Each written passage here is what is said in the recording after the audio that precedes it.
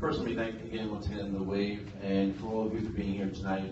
I greatly appreciate your support on November 8th.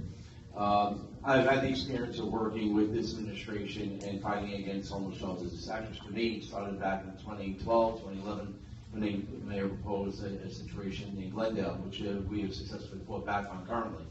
But back in 2014, the mayor called, and this is a story that many people don't know, the mayor called in all the elected officials in Queens, and Emma Wolf, who I believe is deputy mayor, basically told all the elected officials that we in Queens, because we're not taking our fair share, are getting homeless shelters. Dictating, we're getting homeless shelters, you have no say in that. Now, when administration does that, it does a number of things. Number one, it pits one borough against another, which the mayor should never do. Secondly, when you cut out the elected officials and you're dictating, you're now cutting us out from giving suggestions.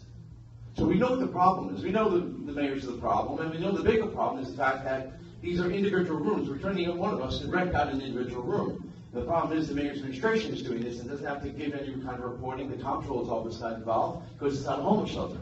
The problem is also, though, the harder thing to do is find solutions. Now, I've had suggestions given to the mayor's office, city-owned property, state-owned property, Section 8, NYCHA housing, asking the governor for assistance. I've had to come up with a number of modular homes. I gave about a half dozen solutions. But the one that we still look at, and continue to look at, is the legal route. Because to me, the only way we can possibly stop this mayor is by illegal action. Problem is, you have to have standing. So we will continue to look at this. I have the experience of fighting with this mayor, and it is a fight. Like I mentioned earlier, I'm prepared and have the experience of working with this administration when I have to. EDC, DOT, Queen Parks, and everything else. I have that kind of experience working with every agency. But when I have to, for my people, I will fight.